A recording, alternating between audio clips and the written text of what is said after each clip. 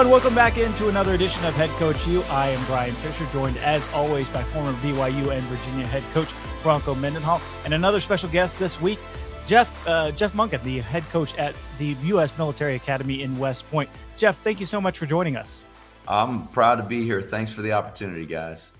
Absolutely. Well, in the middle of your ninth season, they're leading Army, fresh off a comeback victory over Louisiana Monroe last week, and you're set to prepare and play Air Force, a special weekend, I'm sure, around the academy there. What is it like being the head coach at Army when it's you're playing one of your fellow service academies and you're leading up into that game? These games, and it doesn't matter which academy we're facing, they are just intense. Focused weeks of preparation, and it begins long before this game comes around.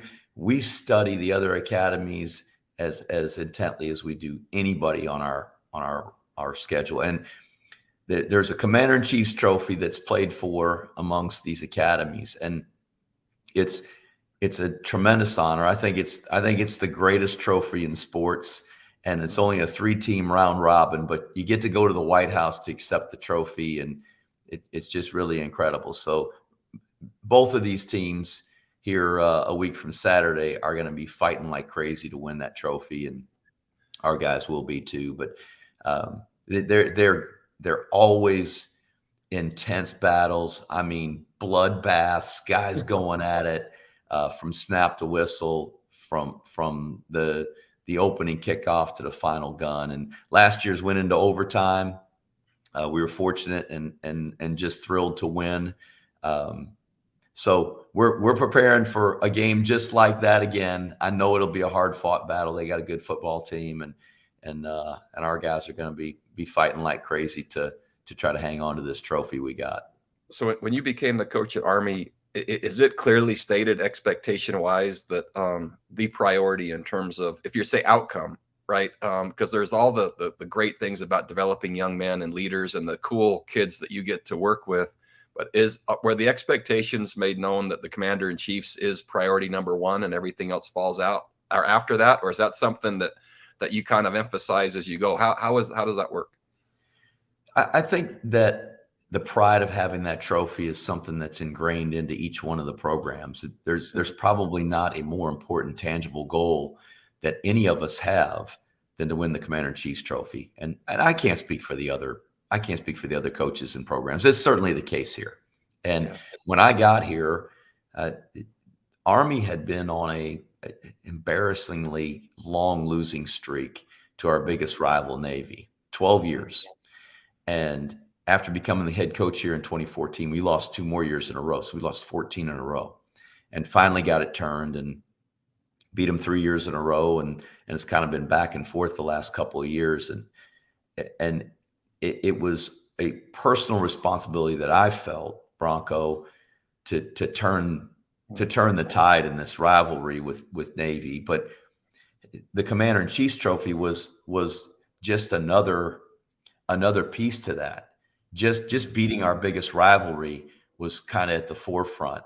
And then when we did, then it became, okay, let's win both of these games and reclaim that trophy. And so we were able to do that. And it was a huge step for our program. And it continues to be a great source of pride for our team and for this academy. So even though we retained it, we went 1-1 in the series last year, as did everybody. We kept that. Whoever has it gets to hang on to it, but it's really we're just storing it here. We're storing it and keeping the dust off of it. We want to win it outright, so this is the first step to that. It's an amazing balance when outcome can determine identity for a program, and that's the world that you and I have lived in for so long. And it's also a unique test because the culture precedes the performance, and so you're building this amazing inside out, and you sure hope that it is reflected in a tangible outcome. And sometimes, like you're mentioning, that 14-year stretch, you can feel the momentum, and yet you don't have the trophy. And so sometimes you're the only one, or your program is the only one that knows there's progress being made. And it's, I don't know, it's rewarding to have a symbol and it's gratifying. And the happiest moments that I felt is when the players had a tangible result for the progress we all knew that was happening. Sometimes they need that. When I got here in 2014, we won 4 games, and certainly wish we could have won some more games and beaten our rivals and gone to a bowl game, but we weren't ready. We weren't there as a program yet. The next year we went 2-10. Yeah. We were so much better in year 2. Yeah. And we won 2 games, and from outside looking in, people are thinking, gosh, they're getting worse. But I knew we were getting better. And then in year 3, we beat Navy. We didn't beat Air Force, we beat Navy. And then in year 4, we beat them both and won the Commander-in-Chief's trophy. And that tangible evidence that progress was being made came in the form of that trophy. But as you said, we knew progress was being made long before that. And it was those building blocks and what needs to be done when somebody builds a huge building, these skyscrapers in New York City, which just a short ways from here. If you can catch those projects on the opening days and opening weeks and opening months of that project, all there is a huge hole. There was a perfect piece of ground there, and they dig this enormous hole, and there's nothing there but a hole. They got to fill that hole up with all kinds of stuff to build this incredible foundation for this 100-story building. And at the end, you see this beautiful 100-story building, but what's underneath that, the foundation, the building blocks, is what really matters. And so we needed to go through those hard times. We needed to see that improvement before we had the tangible evidence. But it's sure nice to get the tangible evidence, because our players, they need that for affirmation. They need that for confidence, and we need all the other people surrounding the program to buy in and believe as well. And they do that a lot easier when there's something they can see. They do. I think grownups and leaders need the tangible evidence as well. The morale boost, right? And just a benchmark that has been marked off that everyone can see, including the head coach, right? There are those moments that you're certainly happy for yourself, but to see those that you work with every day, just elated. Those are times in the locker room where there's, after the celebration, I would just kind of drift off to the corner and sometimes just sit down and just watch. And the other thing too, Jeff, is going back to that whole, maintaining the trust of your players and your organization while you're building or coming out of the hole, right? And so they're listening to you and not the external noises, because again, 4-8 to 2-10 doesn't seem like progress, but inside, I'm sure you knew, as you mentioned, but I bet they knew as well. And if they're trusting the messaging internally, and are captivated by the leadership they're getting, the resolve is strengthened, I think. And a lot of times from the outside, they're getting the opposite message. It is true. And as leaders, we got to be authentic, transparent, and consistent with our message, whatever that is. And we're all different as leaders, but if our team and the people that are counting on us for that leadership are getting those things from them, then we can persevere through the hard times that we have to go through to get to the goal and to get to the things that give us that tangible evidence. But we did. Our guys were completely bought in, and that's why at 2-10 we were a better football team. And we lost 10 games. 7 of those games were by a touchdown or less. So we were getting really close. And we were playing 20+ freshmen every week. So it was a young football team. They were just excited to play. And it's hard when you lose week after week and you're losing by 3 or 4 or 5 or 6, and they can see that you're right there on the cusp. But that's what got us over the hump the next year. They knew we were just that close. And as leaders, we can't change our message, and we can't change what we believe in because we're not getting the tangible evidence. And we've got to build those relationships and build the trust with our team. And doing that, just being consistent and transparent with those guys allows them to be able to just be who they are. They know who you're going to be every day for them. And so now we've got a program that I think is built for sustained success. And we didn't do that by putting a good team together. We did that by building a good program. I love the idea too of I heard a phrase recently, and I read it about being a student of the struggle. And for I went through 2 and 10 at Virginia as well, and it was transformative for my life. And so just as I'm hearing, even with all the success you've had at Army, we're talking about 2 and 10. I talk about Virginia similarly. We were 2 and 10 to the Orange Bowl in 4 years, and quite frankly, the most transformative moments were 2 and 10, and the depth of learnings were, I would say, more profound struggling than succeeding. And it's amazing how that works. You know, they make the strongest steel in the hottest fires. Yeah, and sometimes you got to go through those hard times, and you don't want to. And every time they come, you resist. Yes. And we teach our players, we tell our players, you know, embrace those opportunities when adversity comes, because those are opportunities to persevere and turn the tide, and the pride and the satisfaction that comes from getting through those times is something special, and it forges a strength in you that sometimes easy success can't. But even as leaders, when we're going through it, it's hard. Oh, it's a kick in the yeah, it tests your will. There's a great book, the title, just when you said forged, it's called Forged in Crisis.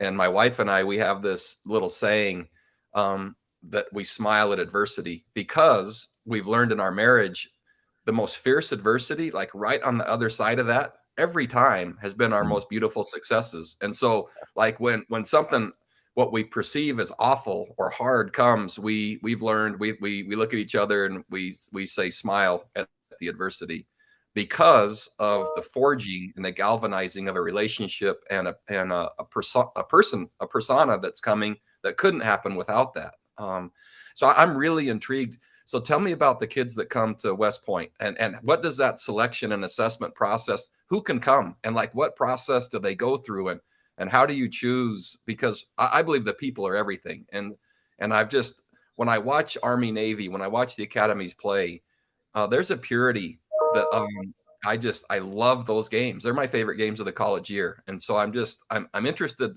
who are these kids, and where do they come from, and what are they like?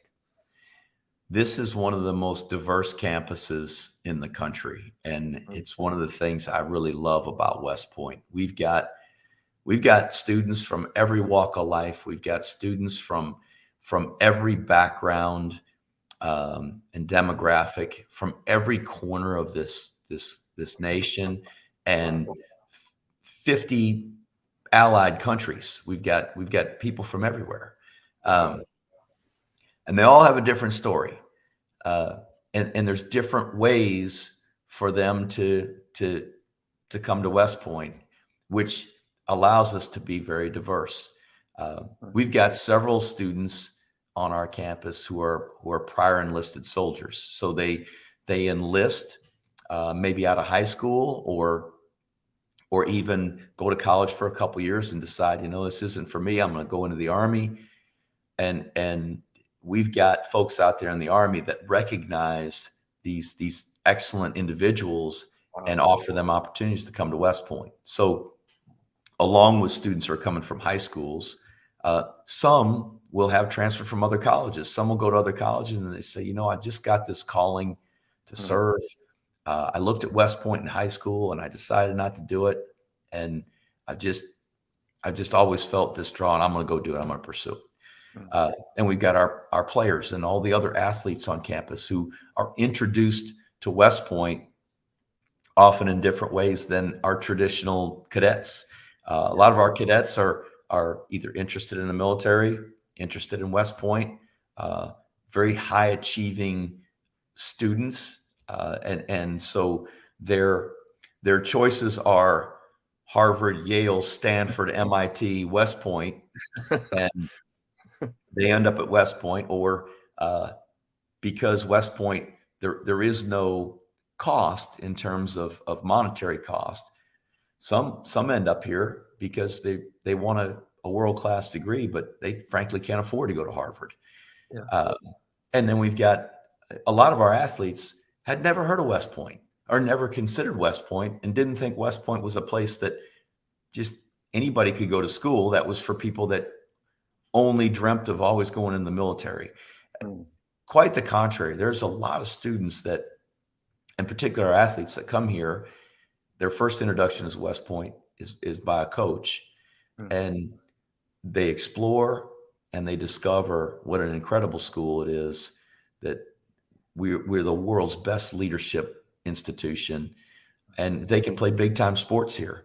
So there's an appeal, and they come here and like every other school, it's just a right fit. It fits their personality, it fits their goals and what they want. And that's how we build our team. It's not, we don't find a recruiting pool of college football players that can play football at this level that have always dreamed of going in the military. There's really not enough of those guys to go around. It's introducing these young men who have the academic credentials, are leaders in their schools and communities, and are talented football players. We introduce them to West Point, and then we recruit them like everybody else and get them interested. And so that's who we've got. And we end up with just a remarkable group of young men. They care deeply for each other, and they're determined individual people who come together and form a team. And as a result, we've got a very determined football team that plays well together and very unselfish. And man, they're fun to coach. You used the word that I would say this setting and this conversation and this institution might be one of the only places that I'll hear that. In my faith, I hear that frequently when a young man is called to serve a mission. And so he'll send his papers in, and I have two boys out now, and they get their paperwork back, and they could be called anywhere. They don't get a say, right? And they're willing to go. You mentioned the word serving. And if you were to say in the world of college athletics today, in a conversation that I might have with 130, or I'll take out the academies, maybe 127 or 120, the ideology that a young person is going to serve playing college football, I don't think we'll hear that. I think what we would hear is, what will I get? What am I entitled to? Possibly what will my NIL look like? What services will be provided? Like kind of the what will I get? And most of the time, the servant leader, right, the contribution-based partner are the best ones to be with, where they're looking to contribute, they're looking to give, right? They're looking to qualify for, rather than the opposite. And so I love the framework for, as you mentioned, one of the very best leadership programs on planet Earth, which I think college football could be, right? If it was intentionally sought after, Yep. I think it could be more of that. And so what does it take specifically? I don't know, these kids in terms of GPA or test score, or like, so let's say you introduce one of these amazing young men to your program. What qualifications, or are there exact metrics they have to meet, or how does that part work? There's a range, so a lot of our students go through our preparatory school. We've got the United States Military Academy at West Point. We've got the United States Military Academy Prep School. And the prep school is designed for excellent leaders who have a desire to come to West Point, to become leaders of character, to serve our nation, but may not have the academic credentials to come straight from their high school right into the academy and go into this competitive cauldron, which is West Point, and the classroom and the academic setting where they're taking 22 hours a semester, and it's literally rocket science, math, physics, and chemistry, and it's hard. And So they're playing football on the weekends, and play football on top of that, and have their military obligations along with that, and so it's a lot. It is it's a challenge on each one of these young men and women here. We get valedictorians of high school classes here, and they struggle with the demands. So is prep school 2 years? How long is the prep school? Prep school is 1 year. Yep. I see. So they approximately 10 months.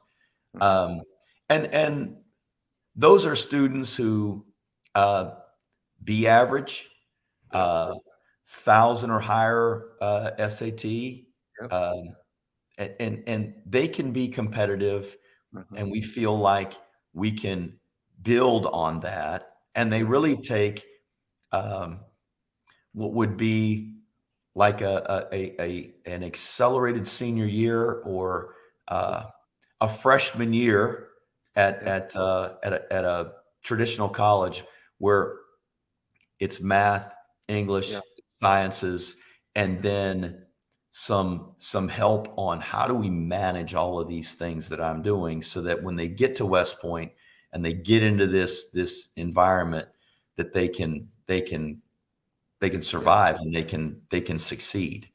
Coming from high school straight into the academy, I mean, we're going to have a mean SAT score of around 1,300 here, 3.8, 3.9, 4.0, pretty common, and so it's very competitive. But the thing that the prep school does, not only for folks who are outstanding and potentially transformational leaders, that doesn't mean they're valedictorian in their high school class. You don't have to be a 4.0 student to be an amazing leader. But we take those leadership skills and then we help them with what they need to be prepared for West Point. And it's also a way for those men and women who are in the Army, that went into the Army, enlisted. They love the Army. They want to serve.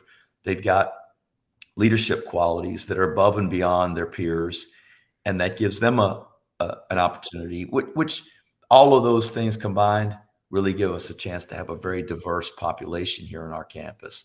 And Bronco, talking about servant leadership, and I could talk to you for hours about servant leadership, and that's why we're on the show together. That's how all this came together.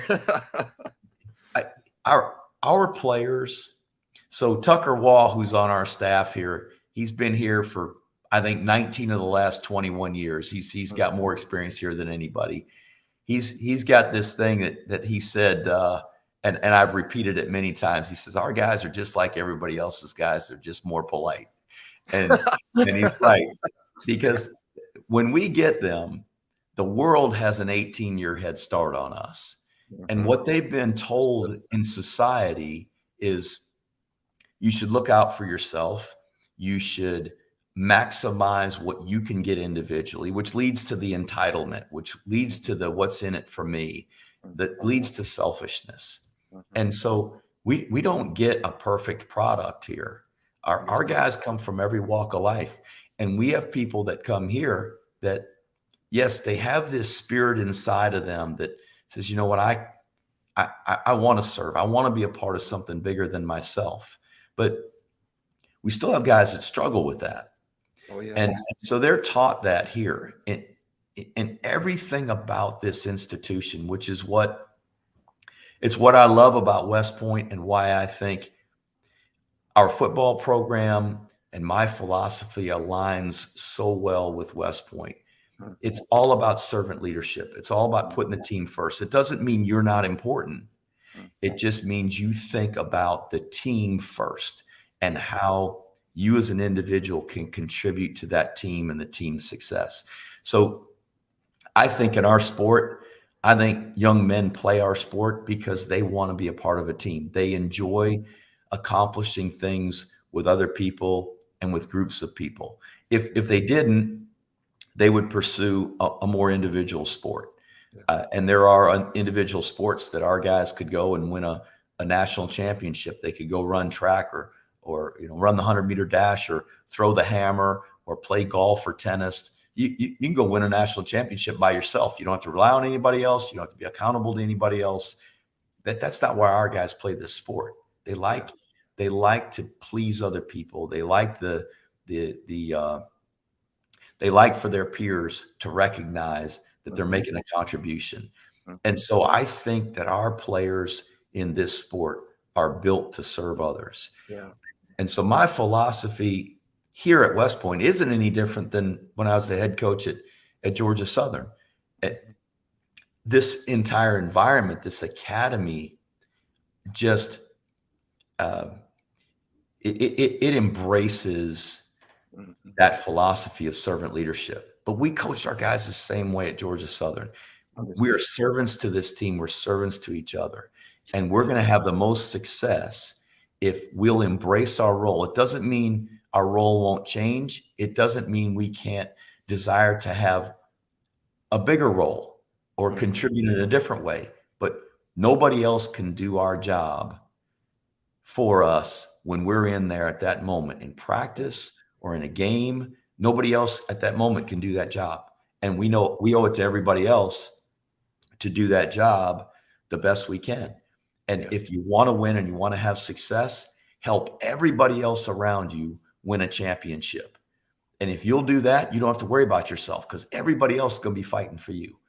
And that philosophy is really at the heart of who we are as a football program, but that's at the heart of who we are as an institution and as a branch of service in the United States Army. It's what I love about representing our men and women, the almost 1 million men and women that serve on active duty in the United States Army.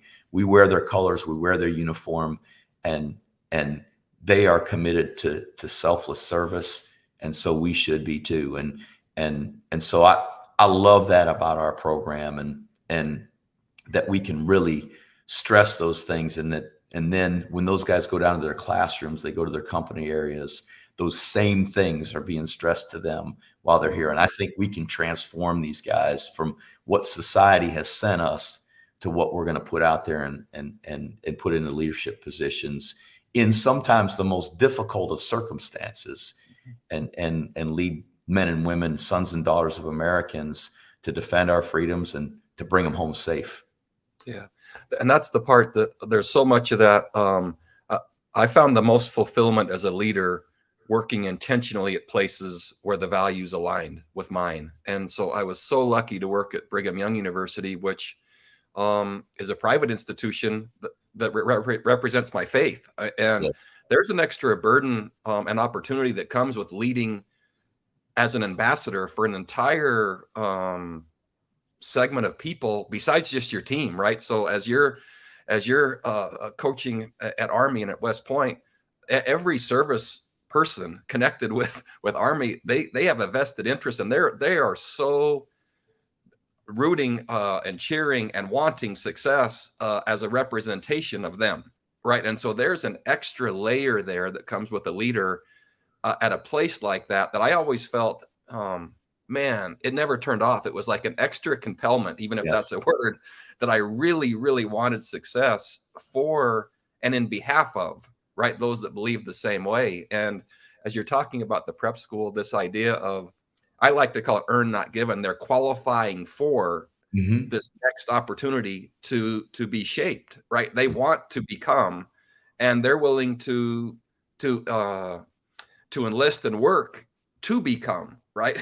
For this idea of hard is good. And so I think that qualifies them for this other part that I wanted to touch base on, is then when they're transforming, or then transitioning is the word I'm looking for, after they're done with your program, these kids are then going where and for how long, right? And so there's so much about this NIL, which is the name, image, and likeness while someone's at the institution, and that moved quickly, and we all knew it would, to possibly the fringe or the outright cheating to get players to go to an institution, right? Without the guardrails. What I'm interested in is that doesn't seem to be much NIL work in terms of the idea of college athletics and football is to help these kids become when they leave as well. And so I'd love to hear kind of less. So when your graduates are done with this season, or your seniors, then tell me about like how that works and where they go and what does that look like? 100% of our graduates will serve in the United States Army. They will be commissioned as second lieutenants and serve a minimum of 5 years in the United States Army, which is, for the guys that come here that never thought about going in the Army, never considered it, didn't know where West Point was. And when they're walking across that stage, getting their diploma from West Point, and later on that day, they're commissioned as second lieutenants, and to see the excitement in their eyes and the anticipation that they have for being in a leadership position in the Army, it is awesome, because they don't all come here with that thought in mind. It's not what they were when they were in elementary school and they were doing the posters for career day. They weren't drawing pictures of themselves in an Army uniform. It's amazing how many guys that will come here and say, Coach, I'll do this as long as they let me. I love this. I love our guys love it because they like being a part of teams. They're part of a football team because they enjoy accomplishing things with other people, and they like winning championships together as a team. They get to go do that every day in the Army. And that's one of the things that coaches have different philosophies, leaders have different philosophies about talking about winning. I don't have any problem talking about winning, especially here. Winning's important. When Americans put Army soldiers on the ground, they expect those soldiers to go win. And that's the expectation of the American people, that when the Army goes and fights, that we're going to win. So I'm not going to have a football program that's differing in philosophy. When we put our boots on the ground on a football field, we're supposed to win. Let's find a way to win. It's important and it matters. So we're building these young men and women here to be leaders and to lead soldiers and to win for this country. And it's fun to be able to be in that, in this environment, and be that leader that you can help them do their job after graduation better because of what you do while they're a part of your program. And I really feel like we as coaches have a calling to serve our country in that way, to prepare this next generation of leaders to go out and lead soldiers. But they'll all serve in the Army, but there are different paths that our students can take. They can go to medical school, they can go to law school, they can get an MBA, they can go and study abroad. We've got we lead the nation in Rhodes Scholars, Marshall Scholars.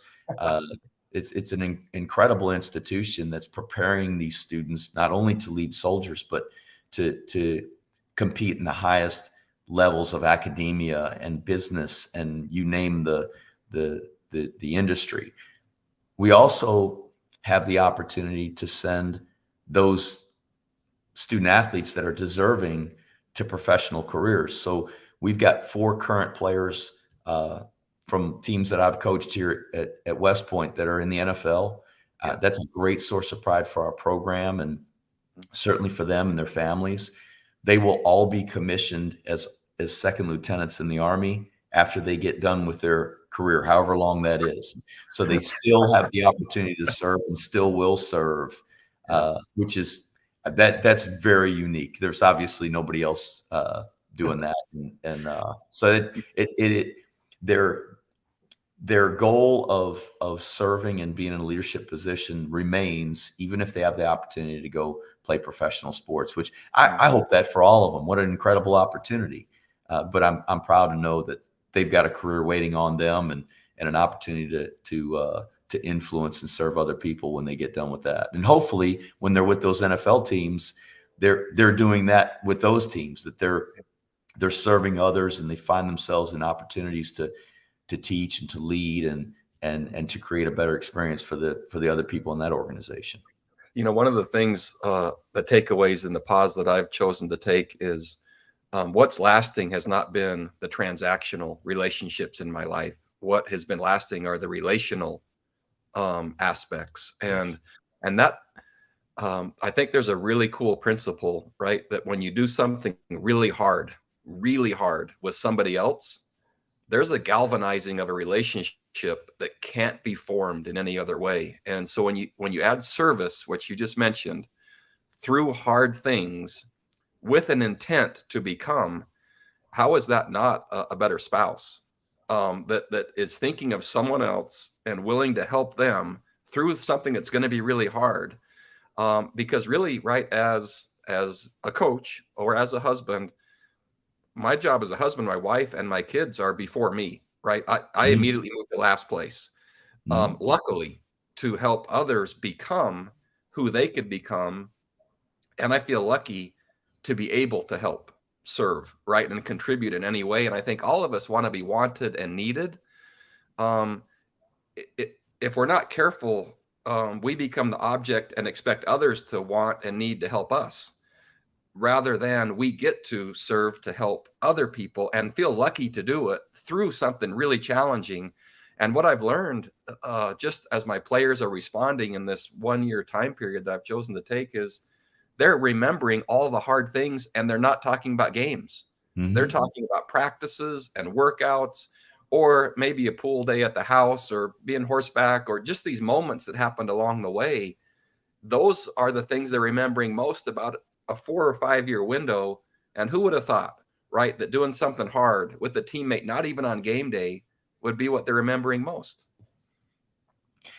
But it is, those are the things we remember about our most personal relationships, the hard times and how we overcame those together. And that's our jobs. It's our job as the leader of our organization to help other people and to help our team get through those hard times together and to lean on each other. That's why we have a team. That's why we don't play golf or tennis. It's why we've got so many people. We've got other people fighting for the other members of the team, and we do that in our family. You know, who do we love and cherish more than our family? Who would we fight for more than our family? Yeah. And if we create that same feeling in our organization, and we have to do that through relationships. We don't have the same last name. We didn't grow up in the same house. We have to make those connections and build those relationships so that there is love there. There is a trust for each other, that when we go through these hard times, we're going to lean on each other. And it's that love and that trust and the commitment to each other that's going to get us through it. And those are the things that are most satisfying. And, you know, we've got a season like that right now. We didn't start out like we wanted to, but we can certainly finish a lot better than we started. And we intend to do that. And our guys are fighting like crazy for each other right now because they care about each other. If they were selfish, they'd be pointing the finger at each other and blaming somebody else or blaming the other side of the ball. But our guys aren't doing that. And it's because of the relationship building that's gone on here, either in the short amount of time for the freshmen, but certainly for those seniors and the most veteran players. There's been a lot of hardship that they've gone through here together that forges a bond that's blood wouldn't make us any closer. We are a family unit. And I think there are times and that belief and experiences sometimes can even transcend the blood relationship of a family, right? I have 3 brothers. There are others that I've been through challenges with that are not part of my traditional family, that I'm every bit, if not more, aligned with and close with through experiences and through unity. And every special forces or former special forces member that I know, they always sign a text with teams at the end, which I love, just the thought of that's first, right? Being part of and contributing to. And they all talk about on every mission, this idea of at some point they're going to need to help someone, but they're also going to need help. And so just that reality that no one's above needing help, but also will feel lucky to help someone else, I think is one of the coolest things about what college athletics and football we get to teach. And it's powerful. It is. And it is, I think it's the greatest sport. And I'd get argument from everybody else that loves their particular sport, but what other sport has so many people just on the field, there's 22 players on the field. How many of them actually get to touch the ball during the course of a game, much less one play? I mean, 2 guys, maybe 3 guys touch the ball in one play. The center, the quarterback, and the guy that the ball gets exchanged to. Yet we got all kinds of different jobs. Imagine the difference between a kicker and a defensive lineman and a running back and an offensive lineman and a quarterback and a DB, and all the different jobs that we have. And so many of them have nothing to do with the ball. And the game is named after the ball. It's a football. The game's named. That's how important the football is. Nobody gets to touch it. In basketball, everybody gets to shoot. In baseball, everybody gets to get up there and bat. In other sports, it's all about the ball. Everybody gets to kick the ball or throw the ball or catch the ball. Not in football. Yeah. That's life. That's my family. Yeah. We don't all have the same job. We've all got different job descriptions, different qualifications to do our job, different responsibilities, differing levels of experience. That's every organization. It's a microcosm of life. It's a great teaching tool for people who are part of these organizations, regardless of what your role is, that we got to rely on each other. We can't win the game by ourselves. Nobody on our team can win it by themselves. And I got to remember that too.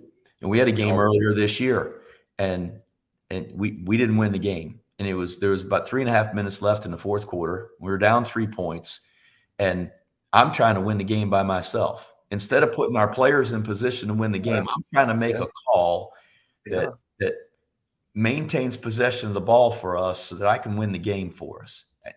It's not my job. And we've all got a job to do. That's what I love about football. It's the greatest sport. And we all have to contribute. So many guys relying on each other, and so few of them get to touch the ball. So Brian keeps looking at me like, man, you guys just going to talk all day? And that answer is yes, we would if they'd let us. But so I contrast what you just said. When my kids were young and I'd go to watch their soccer game when they're little. So there's the ball and there's like 15 kids all chasing the ball, right? And so if you think about how soon, and the parents are just madly cheering for their 5 or 6 year old, hoping they get to kick the ball, right? Or somehow have a contact with it. And so from the very earliest ages, man, are we promoting the chance for any of us to have the spotlight for a second with the ball, right? And we're promoting that. And I'm watching the parents cheer like crazy as these 15 or 20 are all in this like amoeba forming thing around the ball wherever it went. And I was kind of off and just thinking, wow, this is an amazing thing I'm watching, in contrast to how organizations and roles really are defined for true success. And so here's the starting point. And then I kind of heard the ending point with what you were articulating. And wow, you just hope that there are people along the way that help our kids learn and grow and become, and are thrilled and feel lucky to have earned a role.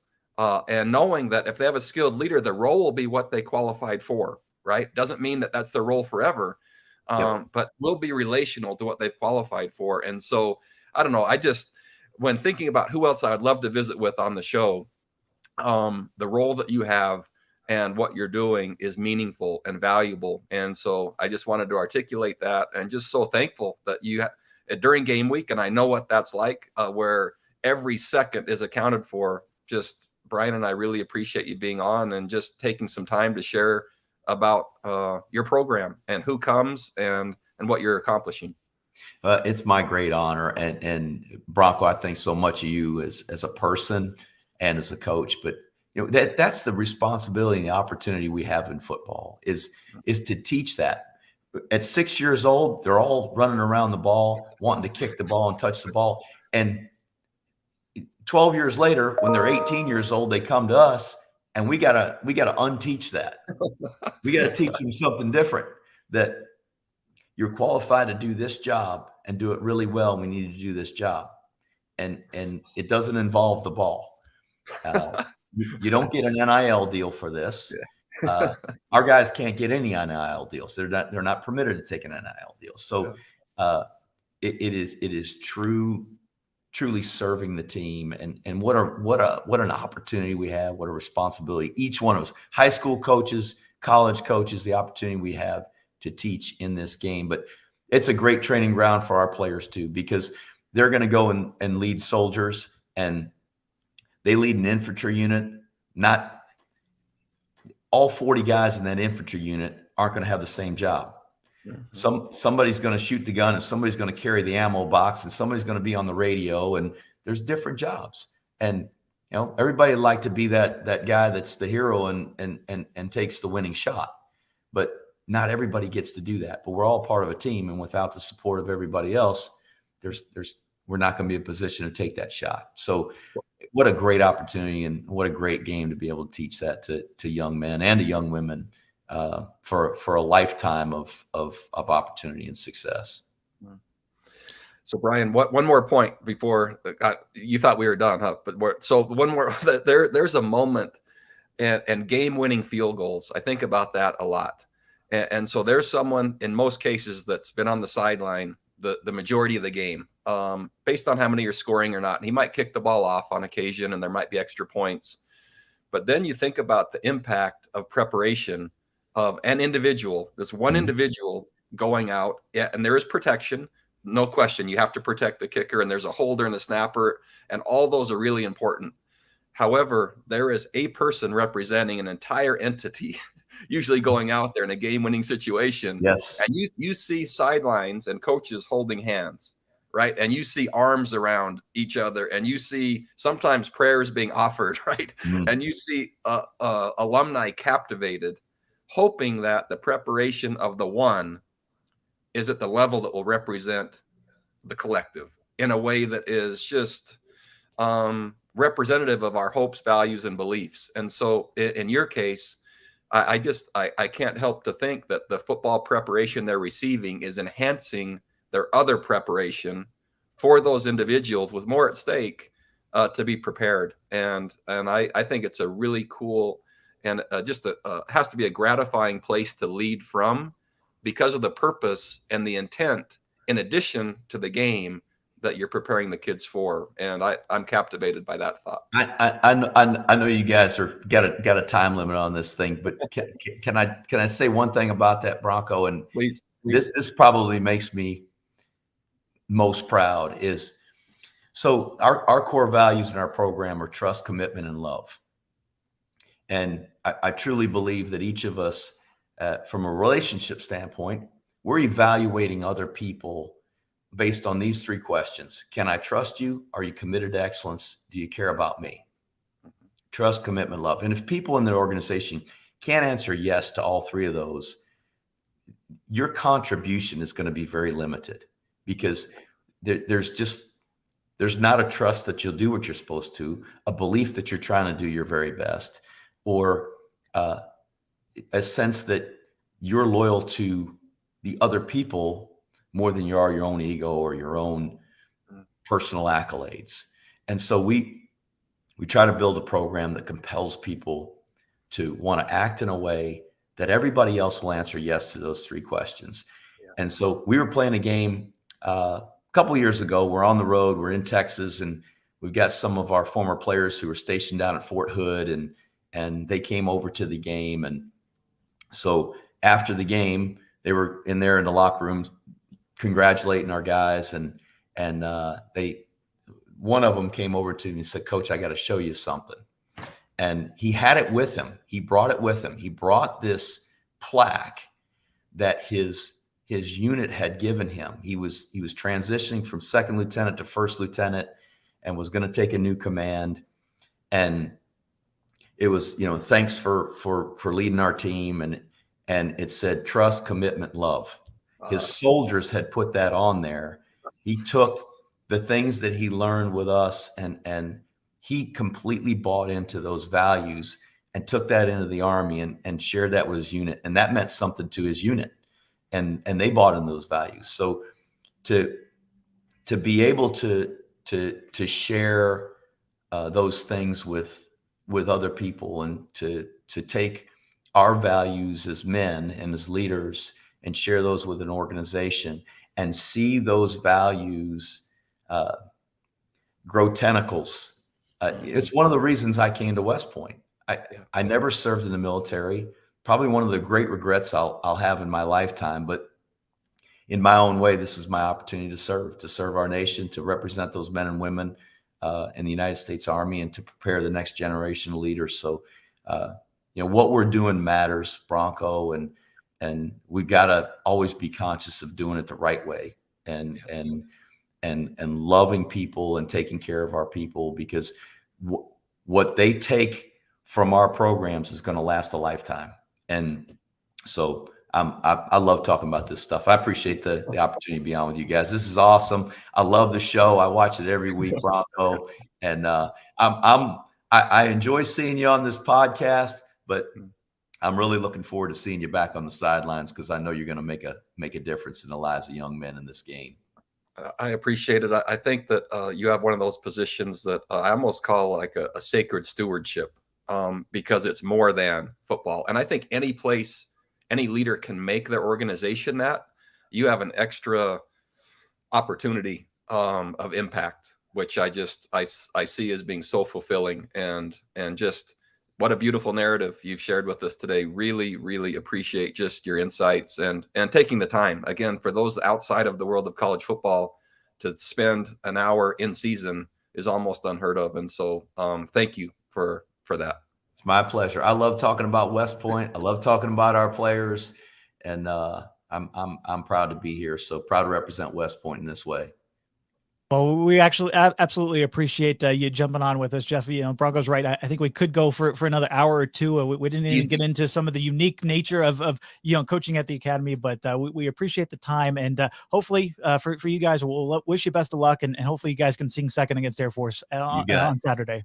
Yep. Have a great day. Thanks, guys. Beat Navy. Take care. All right, for Bronco Mendenhall and Jeff Monken, I'm Bryan Fischer. Thank you so much for tuning in to HeadCoachU. Appreciate our sponsor, War Room. We'll see you again next week.